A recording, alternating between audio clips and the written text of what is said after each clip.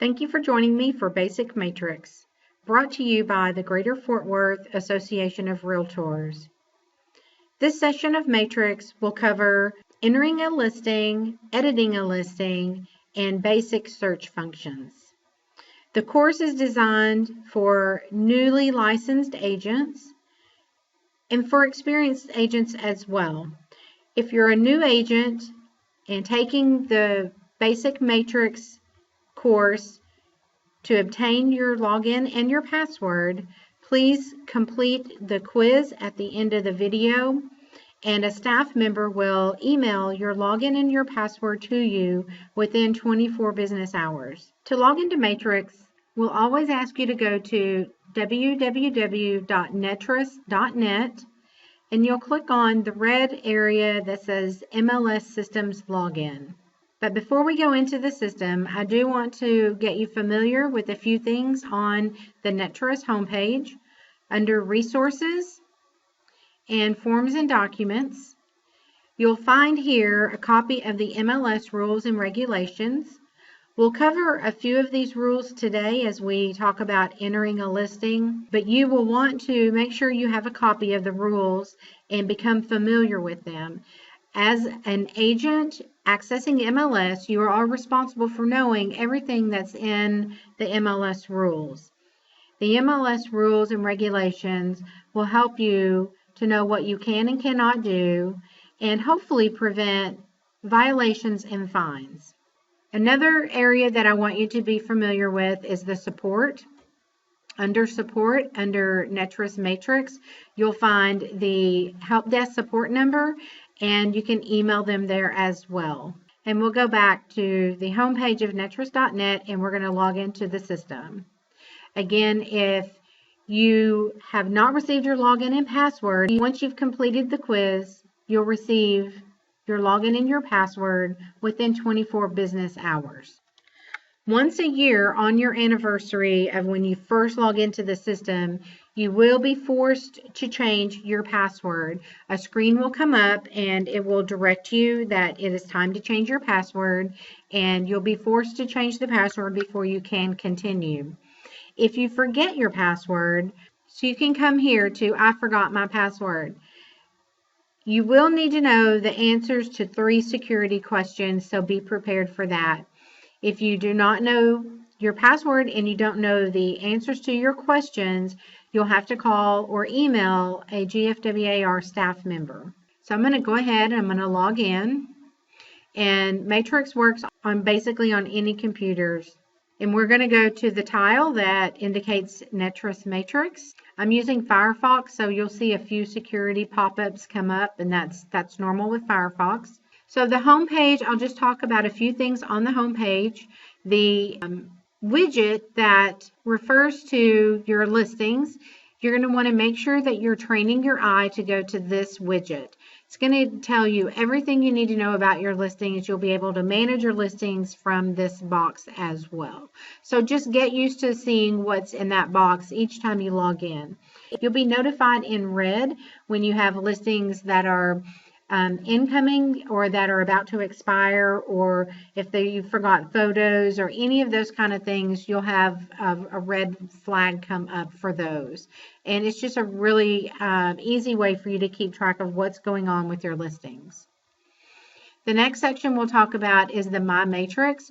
You will want to go through each of these sections and set up all your personal information. You can personalize some things, set up under My Information. You're going to want to set up your header and your footer, your CMA cover sheet with a photo, your email signature, etc. So spend some time, especially under the My Matrix, My Information section. And so the first thing we're going to do is talk about putting a listing into the MLS. There are basically 2 ways that you can do this. One is by the input, and this is how we've always been able to add listings into Matrix. The second way we can add a listing is through Transactiondesc, and I'll do that second. First, we're going to talk about inputting a listing through input. So we're going to click on input. We're going to go to add a new listing. And you'll select your property type. And for today, I'm going to choose residential. And you have 3 ways you can enter a listing, either from an existing listing. With this option, you had to have previously listed this property. It couldn't be someone else's listing. It would have to have been your listing. You can use the MLS number here and it will populate a lot of the information. A caution about this, should you ever have an instance where this would apply to you, you definitely want to make sure you review all of the populated data. It is your responsibility as the listing agent to make sure that everything is as accurate as possible. Even if you've had it listed before, you still want to verify that that data is still correct. So most always, you're going to enter a listing by filling from realist tax. And so to do that, we're going to first have to select our county, and you'll notice the yellow background. The yellow background indicates a required field, and this is throughout the input as we're entering a listing. When you see a yellow field, that means you have to make a selection from that field. So I'm just going to click on one of these counties, and I'm going to start typing in Tarrant. And once I've highlighted that, the background now turns light blue. My selection is in dark blue. And now I'm ready to move on. I can either use the tax ID, which is also the parcel ID, the PID, the PIN, parcel number, lots of different names that field has. It is a number that identifies the property. It's like a fingerprint, so it's specific to that property and only that property. So if you have the tax ID, you can use that. Most of the time, we're going to have our address. So we're going to start with the address, and I'm going to use 321, and my street name is Vista Way. I'm not going to use the street type or unit number. That doesn't work well at all in this area when you're trying to search for the address. So if you don't have the tax ID, less information is always more when you're trying to find the property. So start with the street number and the street name, and you can go from there. But start with the street number and the street name. So once I hit search, it's going to go out to Tarrant County Property Records, and I'm going to find the right one and make sure that that is correct, and I'm going to choose Fill. And so now it takes me to the input, and by default, the status of the listing at this time is active. So we know that because all the yellow highlighted fields. You don't see the yellow highlighted fields with the incoming status. The incoming status, there are no requirements. You can put as little or as much information into the listing as you want. There are no requirements. However, to make the listing active, you do have to complete all the required fields. So starting on this page, the first page, the general, we're going to start going through, entering all of our information.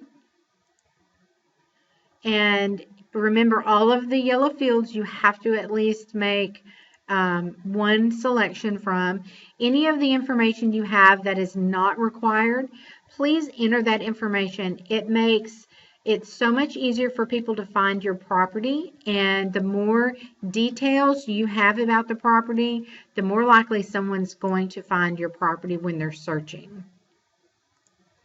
And so we're just going to go through. I'm not going to fill all of these in at this time, but you do have to make a selection from all of the yellow fields. Your list date, we'll talk a little bit about the list date. Whatever date goes into this field has to be within 72 hours of the date you make this listing active.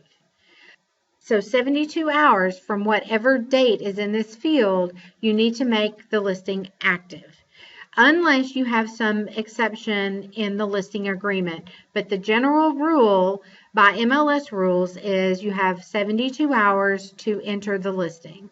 So for today, I'm just going to choose today's date and the expiration date. And on the back to the list date, if you're entering a listing as coming soon, we'll talk about that in a few minutes.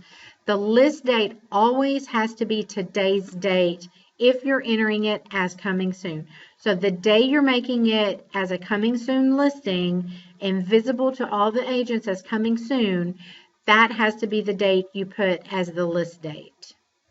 Any other situation, any other scenario, you always use the date from the listing agreement that the date the listing begins on, which is paragraph 4.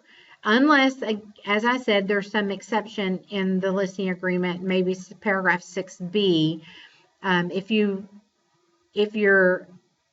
If your client has chosen to use 6B, you would then add whatever number of days is in that box for 6B.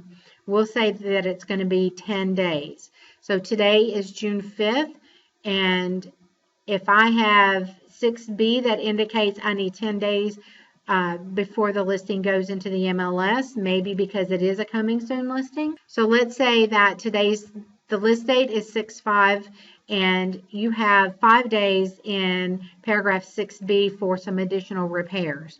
You would have to change this date to 6/10. You would add those 5 days to the date that the listing begins. So you would have to add those number of days from 6B to whatever is in paragraph 4. So this would actually be 6/10, but you can't make the listing active until then. The expiration date is also indicated by the listing agreement. So you are just going to go through each of these pages, and so for the schools, you are required to select 3 schools from the school district. Every school district labels their schools differently. That's why there are so many to choose from.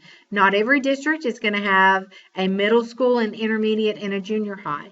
Not every district is going to have a high school or a senior high. You will know by going to each of these fields and clicking on it. If there's something in the field to choose from, then you make a selection. If there's nothing there, you don't make a selection. So remember, you do have to choose at least 3 selections from the schools. So if there are 4 or 5, then that's how many you would want to select, but you have to select at least 3.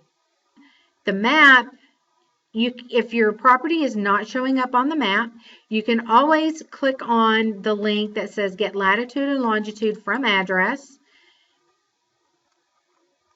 and it should populate the property onto the appropriate place on the map.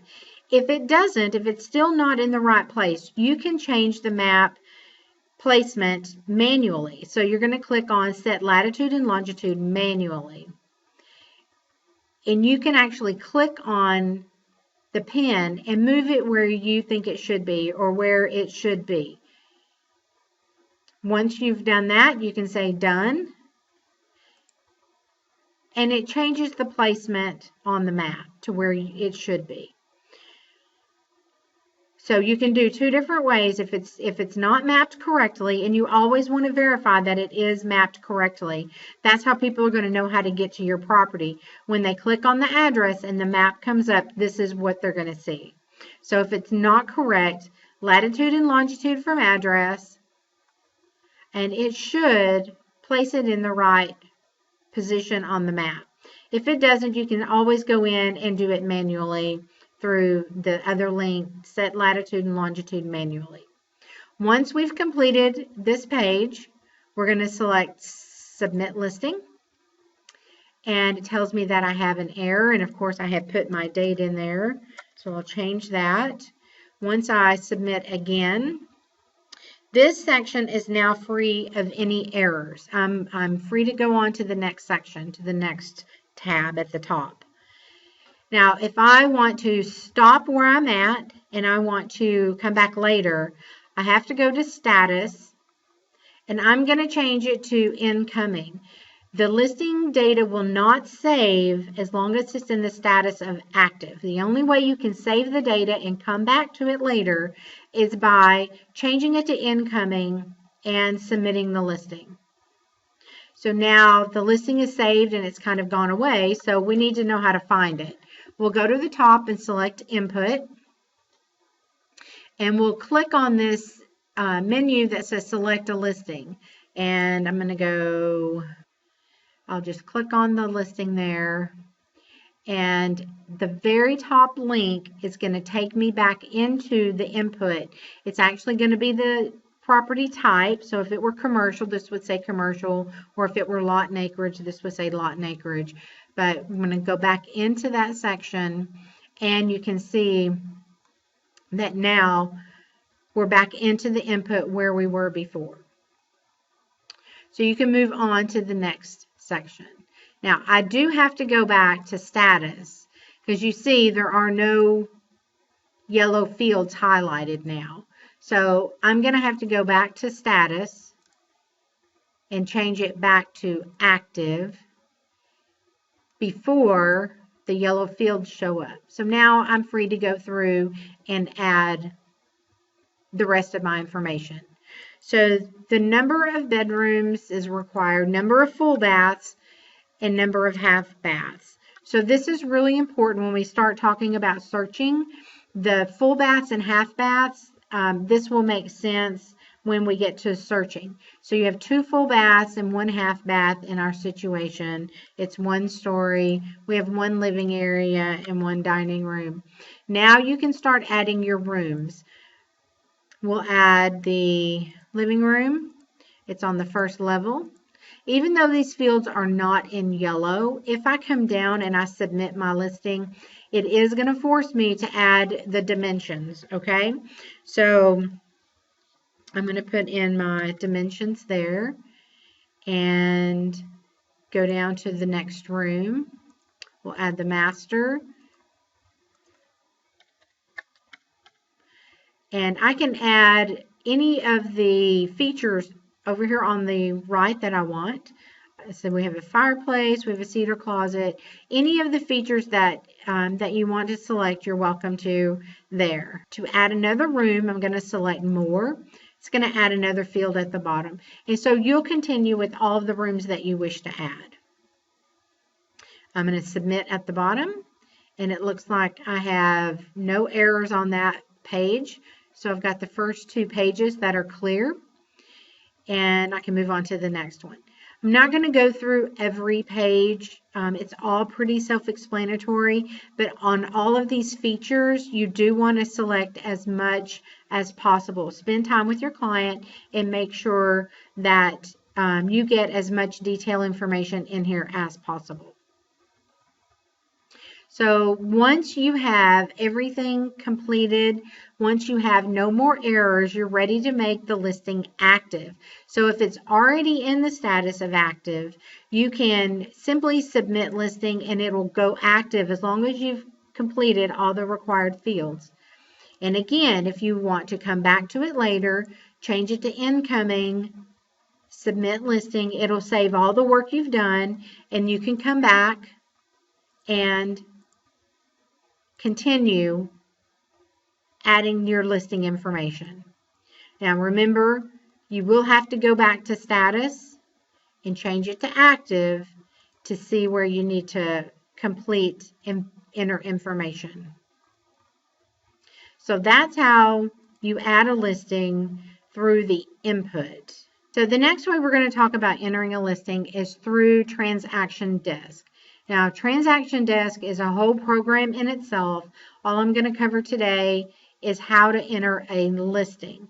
So you have to start a transaction to add a listing. So I'm going to go to the home page and I'm going to open up Transactiondesc, and I'll have to start a listing for the property that I want to enter. So once we have Transactiondesc open, we're going to need to start a transaction. So we'll go to Create Transaction.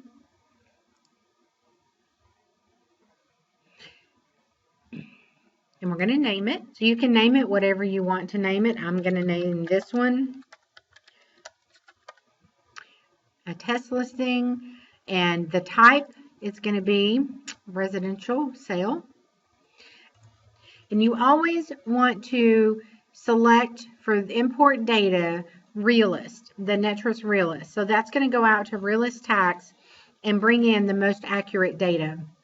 For this option, when you're entering a listing, do not ever choose Netris. You are actually entering the listing into Netris. You don't want to populate information from Netris. So Realist Tax is going to be the choice you want to make. And then you're going to need to select your county. And again, like we did in the other one, I'm going to start typing and it'll take me to Tarrant. And if I have the tax ID, you could put that in there. If we don't, then we're going to look up the street number and the street name. And let's see if I can find the property. There it is. I'm going to click on the little circle to select it and select. And so now I'm ready to move on. I do always recommend you use the wizard. The wizard is going to walk you through step by step, and you're going to follow the prompts on the top right, that little blue button. So we're going to just go to create. Now remember, we're still creating the transaction. We haven't actually started entering the listing yet. So we have to get through the setup of the transaction. And here you can enter more information. The more information you enter here, the less information you have to enter actually into the listing. It'll pull that information in. And you can see a lot of the information, the tax information, the school district, etc. A lot of that was pulled in from Realist Tax. When you selected Realist Tax, it went out and pulled all of that information in. So we'll enter our list price and move down and see if there's anything else. You can put any exclusions or anything else there. Now, if I'm ready to leave the transaction, if I want to save it and come back, I can do that here, but I want to use my wizard at the top right. So I'm going to choose Next. It's going to ask me for my list date, and same rules apply. As we were mentioning earlier, the list date has to be within 72 hours of the date you make it active. So whatever date you put in there has to be within 72 hours of the date that you make this listing go active. And so I'm going to go ahead and choose my expiration date. And that is going to be all the information I want to put in because I'm going to create my listing. I'm going to go to Next. And now the contacts, if I want to add another party to the transaction, I can do that here. I'm going to move forward. And now I'm on the Forms section. So I'm going to add a form. I'm going to click on the little plus that says Add. And I'm going to go to the Netris Input Forms. I could also type into the top. If I type in input, it'll narrow down all of my options. And so I'm going to choose residential data input. Once I put a check mark in the circle, I'm going to select at the top Add. And it's going to add the form to the transaction. Now I have to go in and fill out the form. So I'm going to click on the form. It's going to open.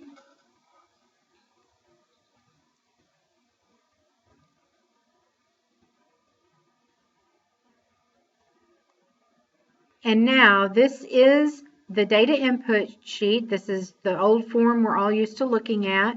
So any of the fields or groups that have an asterisk, you have to make a selection. Those are required. So you have to go through and make your selection on those. And just like earlier, I'm not going to spend time going through each of these, but same rules. The more you put in there, the more likely someone is going to find your property. So you're going to want to make sure you enter all the required information as you go down. And once you've gone to the very bottom, you've completed everything, we're ready to upload the listing. So I'm going to click at the very top, Upload Listing. This is going to actually create the listing based on all the information that we've entered into the listing input. Okay, and it's going to go out, it's going to take all that information and create a listing. And at this point, it will give you an MLS number. There's the MLS number. You can make a note of that if you want. If not, it's not going to be critical because I'll show you where you can find it. So I'm going to go ahead and close that, and I'm going to jump back over to Matrix. So now, just like we did before when we were at the input and adding a listing, we saved it as incoming. When you add a listing through Transactiondesc, it's always going to add it as incoming. It will never add it as an active listing. Always it'll add it as incoming. That's only when you use the Transactiondesc. So when you add it through the input, you have a choice. You tell the system what status you want for that listing. So we'll select the listing we just created, and just like before, you go into edit it through the residential link, and I can now change it back to active so that I know what fields I need to enter information into. So it gives me all the required fields. I can go back in and finish the input. I'm going to go ahead now and save this as incoming again. And it'll remain there as incoming until I make it active. There. Next, I'm going to briefly talk about the coming soon listing. So let's go back into the listing, and I'm going to change it to coming soon. So the coming soon status, it is an actual status in MLS. Only agents can see the listing. The agents can, however, send that listing out to clients via the portal or via email with a link to the portal. So agents and their clients can see the listings, but the listing is not syndicated and it's not sent out to any other third-party sites. So once a listing is added as coming soon, you do have some requirements. The requirements are less than an active listing, but you do still have to have a certain set of data entered into the listing to save it as coming soon. The coming soon status can remain for up to 14 days. Within that 14 days, anytime, it could be 1 day or it could be up to 14 days as coming soon. If the listing is not made active after day 14, the listing automatically will be changed to temporarily off of the market. The days on the market will not start until the listing is made active. So at this point, you still have 0 days on the market. Once the listing is made active, the system will start the calculation of days over after midnight that night. So let's say today's June 5th and we make the listing active today from coming soon to active. It's going to show however many days it's been in coming soon as days on the market until midnight tonight when it resets to 0. So when you get up in the morning, the days on the market should reset to 0 or 1. It would be 1 day at that point. So the days on the market will reset to 0 after midnight the day that it's made active. You also can only list a property as coming soon one time unless there is a change in ownership or tenant. And this is to prevent the listing from going in, coming out, going in as coming soon, coming out, going in as coming soon, etc. Once the listing has been in as coming soon, you cannot add it in again. And it has to go from coming soon to active to whatever the next status is, whether it be contingent or option, and then ultimately pending and sold. So same rules apply to the statuses. You have 72 hours to make a status change. So be sure and stay in compliance with that. Once the listing is made active from coming soon, the days on the market will start calculating. And the one other thing that I've already mentioned about the coming soon and the list date, when you enter a listing as coming soon, the list date that goes into this field right here, the list date field, has to be the day you're making it as coming soon. So it has to be today's date as the list date. The system will not allow you to enter any other date other than the date you're making it as coming soon. So if you try to put 3 days ago or 3 days ahead, the system will give you an error and it'll tell you you must enter today's date for coming soon. So once you've completed all the required fields and you're going to submit the listing, it will go in as coming soon. And as I said, agents and clients will see the listing. It will not be distributed out to third parties. So this is a great value to you as an agent in MLS to have access to coming soon listings. You'll be able to get that listing information to your buyers much faster than trying to go through the agent's office. The information will be in the MLS and it'll be distributed, and you will have access to all that information. So next we're going to talk about how to edit a listing and make changes to it. So we're going to go back to the input and we'll select our listing. And the first link up here, as I said, is the property type. You're going to click that and it takes you back into the input area. You can make a price change from here. You can extend the listing from here. As long as the listing has not expired, you can make changes in here. So if you need to extend the listing and the listing has not yet expired, you can change it here. You can go in and change any of the remarks. The one thing you're limited to is the address information. You have 3 days once it's made active to make changes to the address information.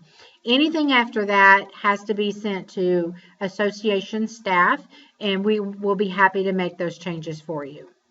And I'll provide contact information at the end of the video for MLS staff.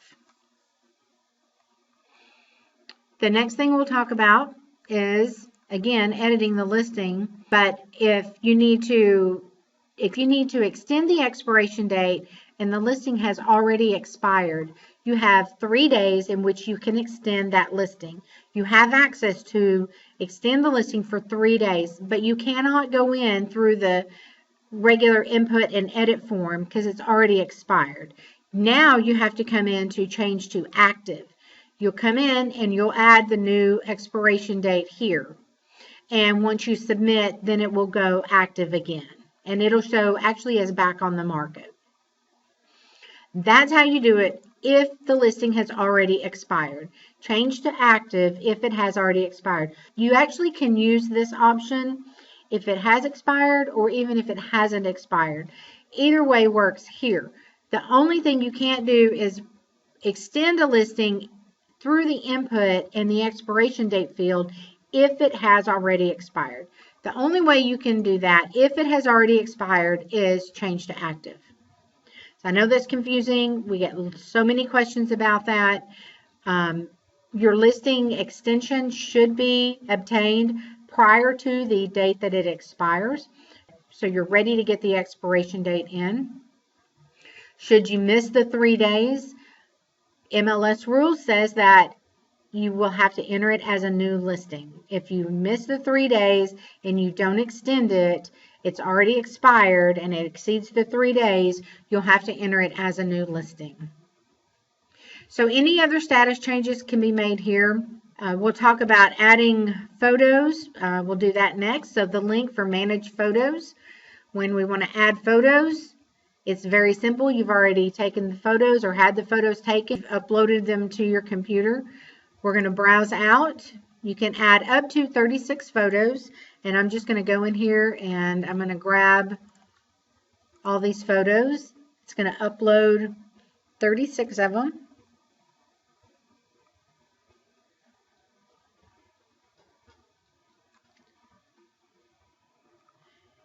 It says it added 36 of 48, and if I want to remove some of these, I could click, and at the bottom I can say delete checked. Okay. If I want to add more at this point, same thing I did before, go back out to browse and add the 2 back. If I want to move the photos around, I'm going to grab them so you can see my cursor is a little hand. It can also be just a little arrow, the pointer. But when I hover into this top portion of the photo, it turns to the 4 points. I can then click, I can drag, and I can drop that photo there.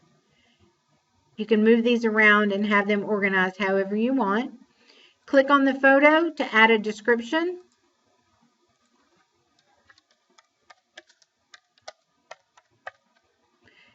And done.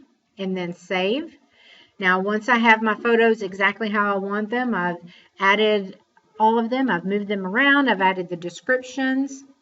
I'm going to save at the bottom, and the system is going to upload them to MLS. It takes just a few seconds. Now you can go back in. If you want to manage or move your photos around, you can.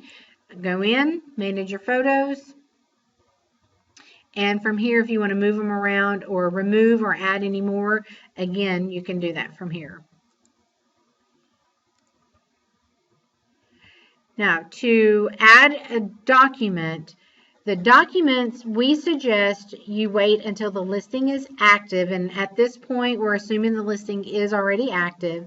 Go ahead and make it active before you add the documents. So we'll go ahead and manage documents via Transactiondesc.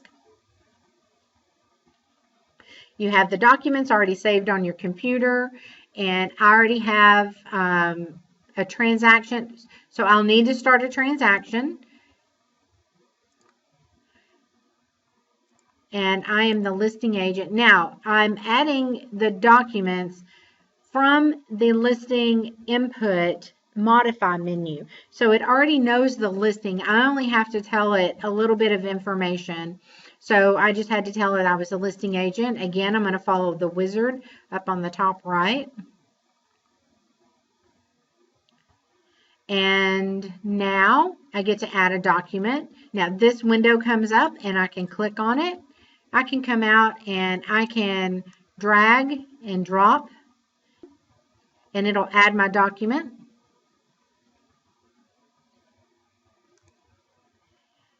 And there it is. If I want to add another one, I just click plus again, and I'm going to go there, and I can double click as well, and it'll add the same.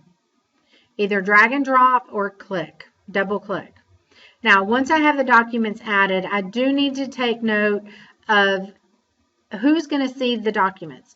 By default, the view is going to be MLS agent, and that means only agents looking in the MLS will see these documents. If I want the public to see it, I'm going to have to change it to public. So if I want to make sure that when these listings are being emailed out or showing up on client portals, we want the client to be able to see the lead-based paint and whatever other documents you add out there. If you don't, you can also make it private. So if I don't want anyone to see that document, I can make it private. No one's going to see it but me.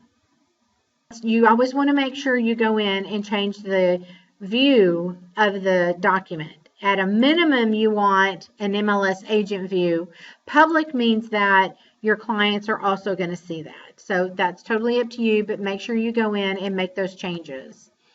Now from here, it just says the document was successfully added. I don't have to save. I don't have to escape or do anything. When I go back to my listing, the documents are just going to be there already. And it opens in a new window. And you can see the documents are already there. So I'm just going to close this out. And back to Matrix. The next thing we'll talk about is adding a virtual tour or a link. There's a difference between the two. A virtual tour is going to be a URL that your tour provider is going to provide for you. What you are going to enter into the MLS is going to be a non-branded tour. You cannot enter a tour that's been branded. Most likely your virtual tour provider is going to give you two different links. One will be branded, one's non-branded. So you have to enter the non-branded link into the MLS. Once you've added that here,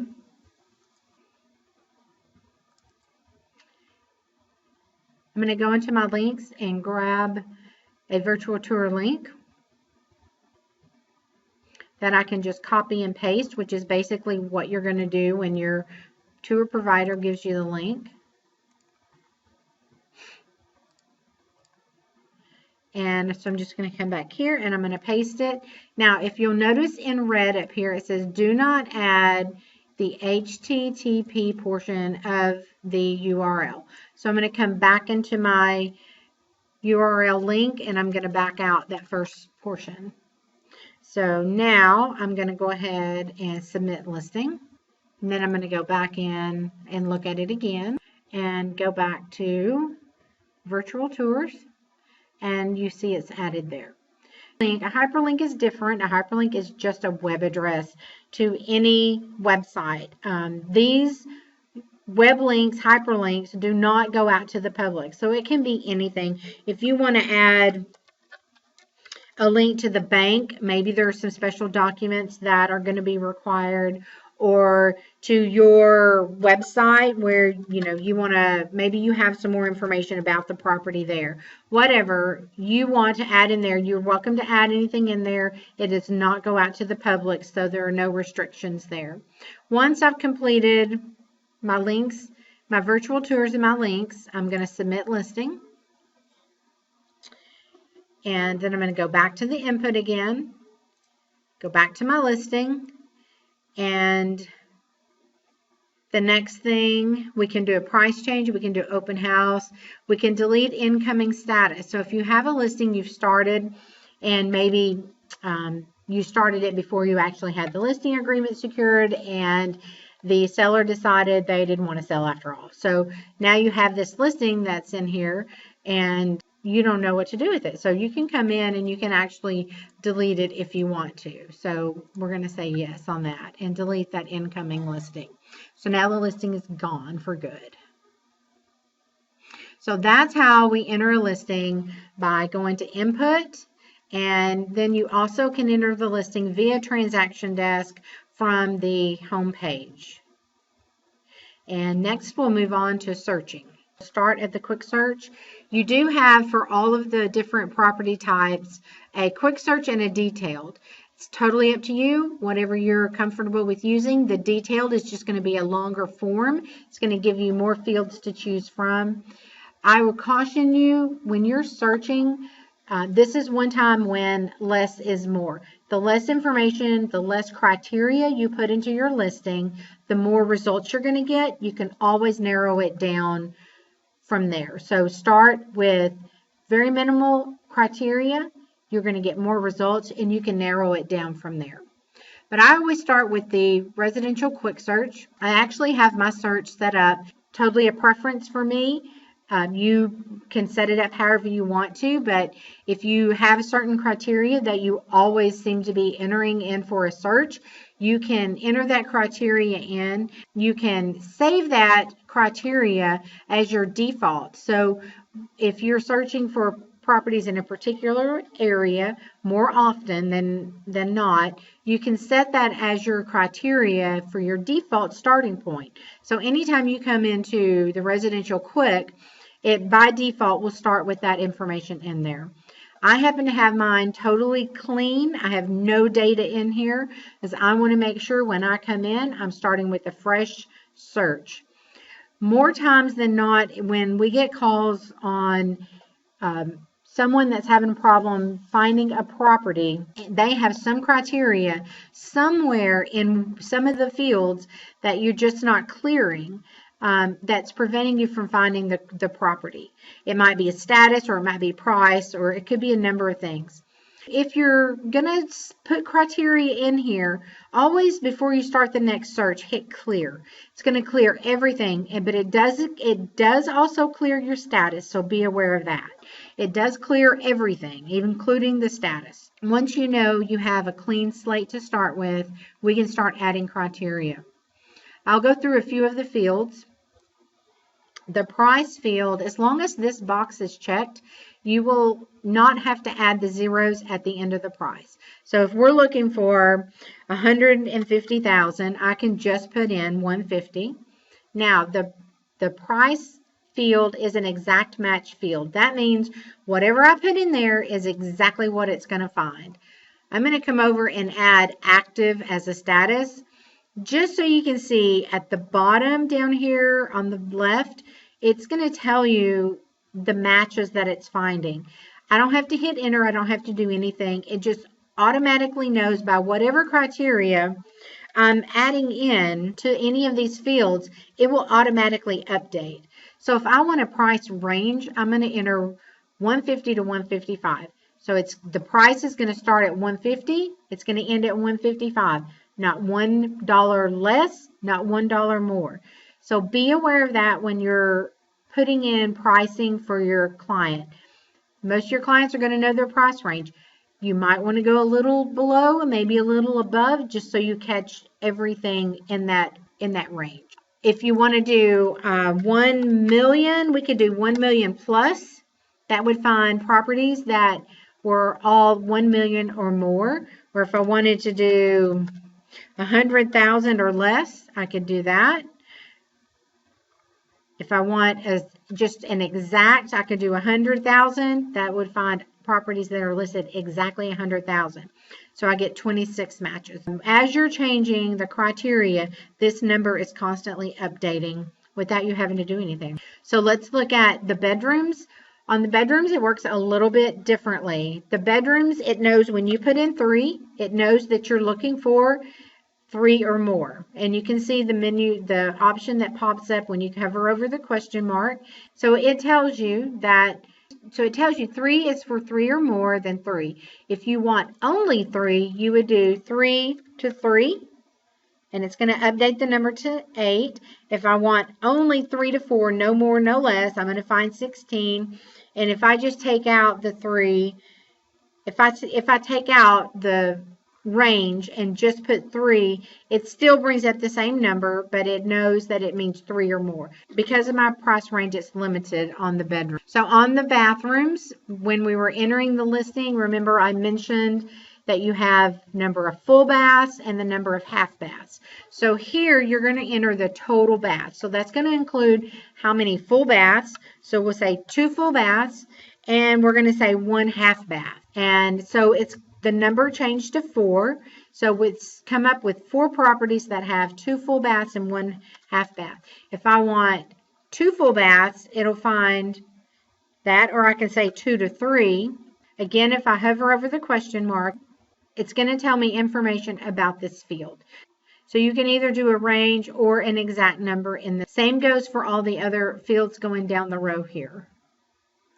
I'm going to change this a little bit to give me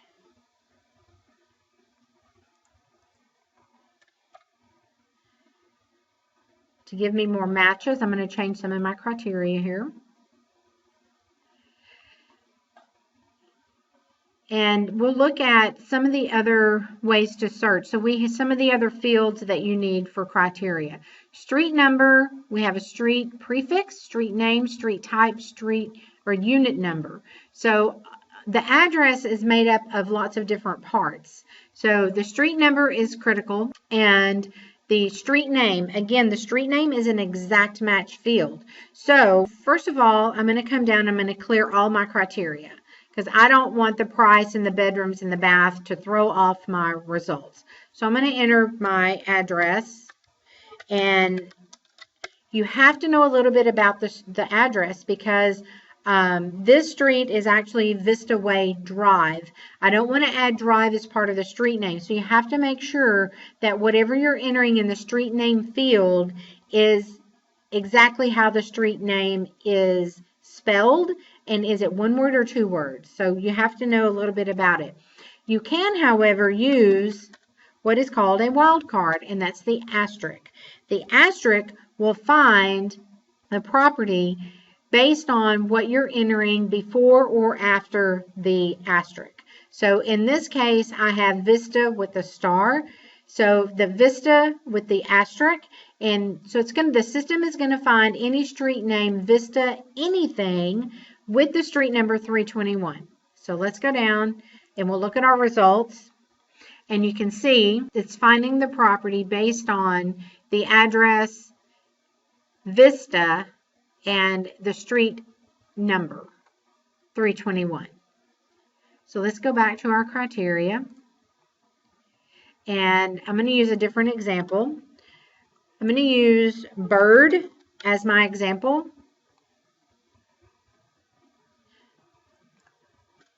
So let's talk about the street address, the street number, street prefix, street name, street type, and the unit number. When you're searching for a property by address, only use the street number and the street name. I do always suggest you use the wildcard or the asterisk in the street name because it is an exact match field. So you may think you know that how the street is spelled, but maybe it's 2 words instead of 1, or it could be, 1 word instead of 2. It is exact. So if you don't know, or if you misspell it in any way, you won't find that property. So let's look at my example today is going to be the street name Bird. And if you look at the bottom, I have 50 matches. And the only criteria, let me go ahead, I'm going to make sure I have everything cleared out of here.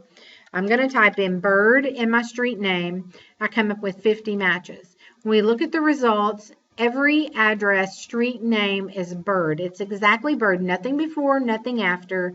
What you're seeing, the street and the lane, those are the street type. So it's a separate field. Let's go back to the criteria. And if I add an asterisk on the end, my number of matches jumps to 498. So when we look at those, it looks like Birdwell, Bird, Birdie, Bird Song, Birdwood, lots of different versions, but the street name always starts with Bird and has something after it. Since I added that asterisk or wildcard into that street name field, it's telling the system, go find street names that's Bird anything.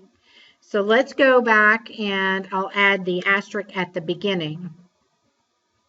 And now it's found 3,546.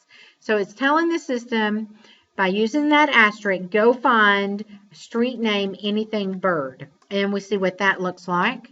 So we have Mockingbird, Songbird, Ladybird, Redbird, Mockingbird, Jaybird. So it's lots of different street names, something Bird. And it could be two words, it could be 1 word, it doesn't matter. And it could just include Bird Street, as you see. So there's nothing before, nothing after, but it still finds it. Let me go back to criteria again.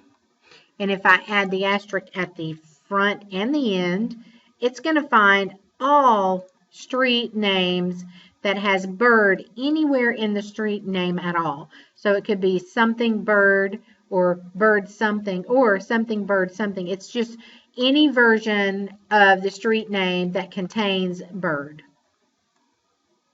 This same rule applies to the subdivision.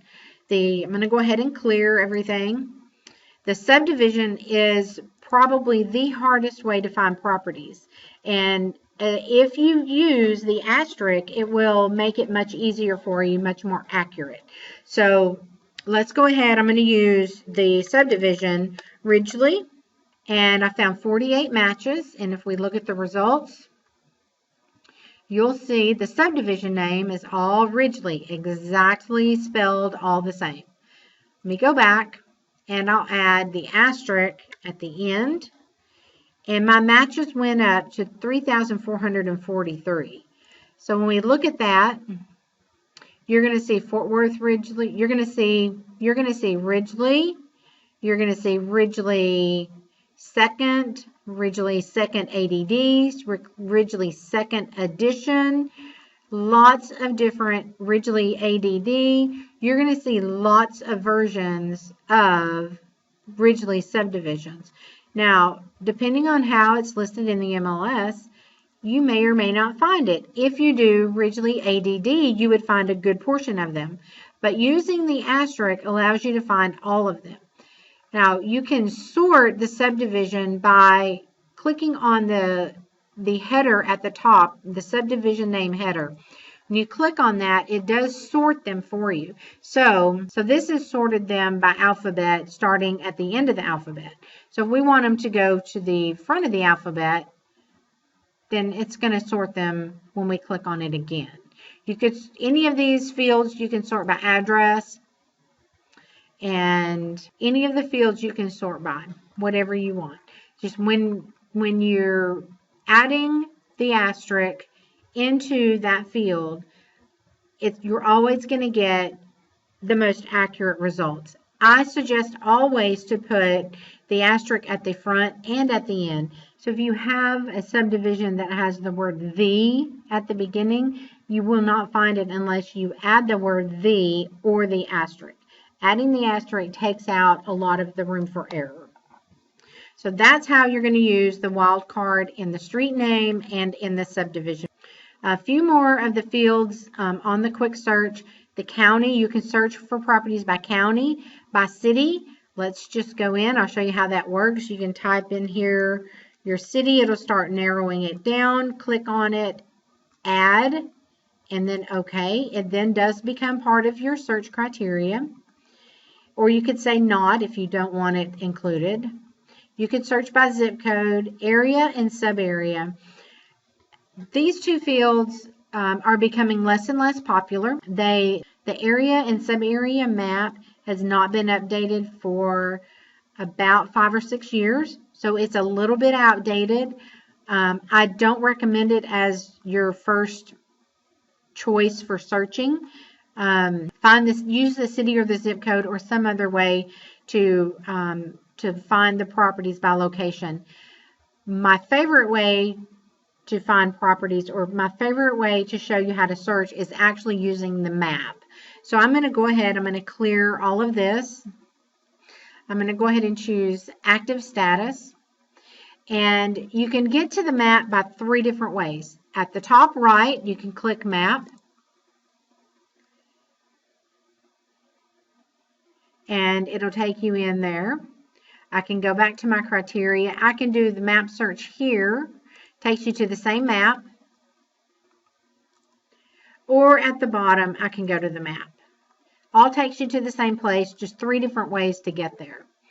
Now, you do have on the map search by location, you can tell the system to find properties within a blank miles of a certain location. You can click my location, and it now knows where you are and has found and mapped properties based on, oops, let me change this to,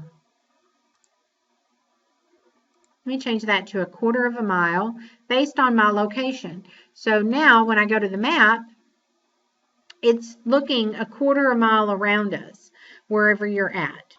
I can go back, I can clear that by the broom. I can also go back here. If I want to add more criteria here, I can. Or I can clear all of this. So I'm going to go ahead and choose my status again. I'm going to jump back to the map. And like all of the other areas we've looked at, you can save the default map by clicking on this little gear or sprocket up on the top right corner.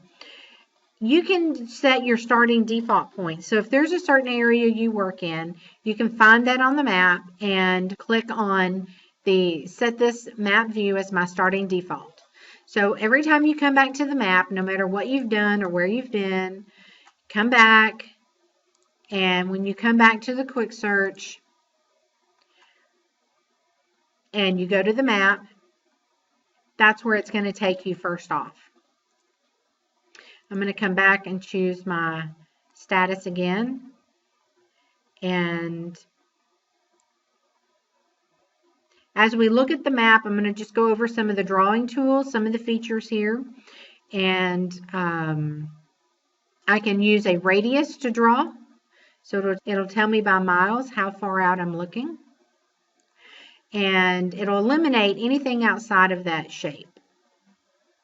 If I want to get rid of that shape, I just click on the red dot, which is like its starting point, and delete the shape. If I want to add another shape, there's a rectangle. So I can do that, or I can get rid of that as well. And my favorite is going to be the polygon. So I'm going to just start clicking and drawing out my boundary, my My buyer has shown interest in this area. So once I have this drawn out, it eliminates everything outside of the shape, as you see. But let's say that my buyer doesn't want to live anywhere near Montgomery. So here's what we can do. We can take another shape and draw it there. Click on the red dot, and we can say exclude, and it'll take out whatever properties are within that shape. I can move this over if I want to extend it over a little bit, or if I want to remove it altogether, I can remove it, and I'm back with my original shape. Now, I also can use the layers at the top, or overlays as they call them, layers or overlays. I can click on those and it can show me zip code, it can show me city, it can show me all these different things, school districts, lots of information. Go through, play with those, and you can see it'll pop it on the map. Each one of the options is a different color, and you can see how it's going to just draw it out on the map.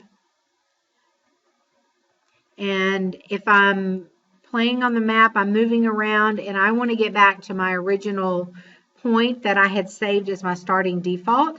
The next little option is a recenter, and if I click on that, it's going to take me back to where I started, or where my default start point. That is the basic of how to use the map. What using the map will do for you is it eliminates any error on the agent's part as far as property details.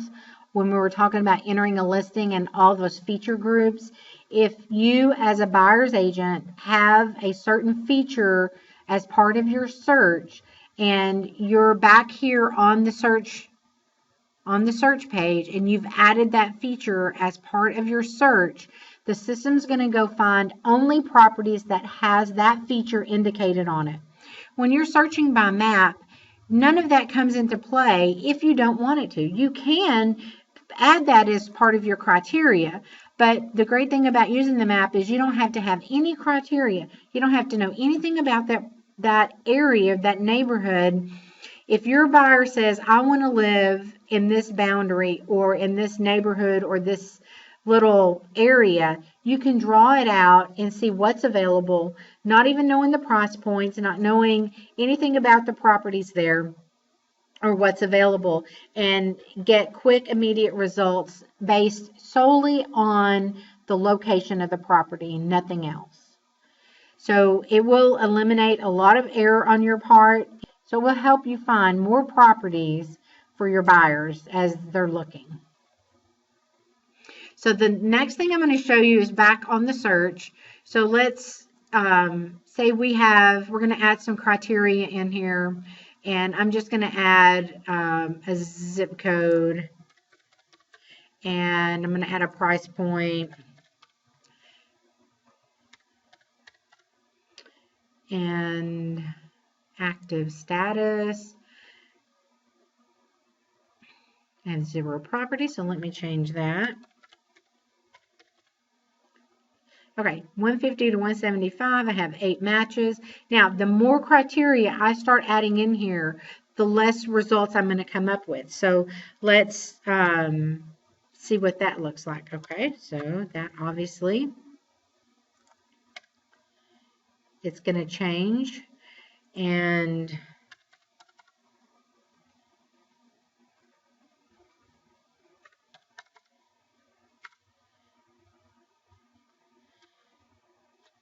so as I'm adding criteria, my matches are getting less and less. So just remember that.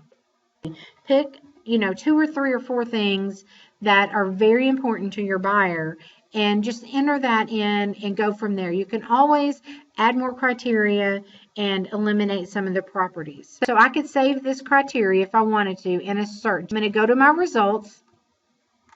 I'm going to select all of the properties, and you notice right now this bar down here is not lit up. So once I select these properties, all of these options light up. You can now email all these listings. You can print them. If I want to go to save here, I can save it as a new search. So I'm going to go ahead, I'm going to save it. You do have to name it.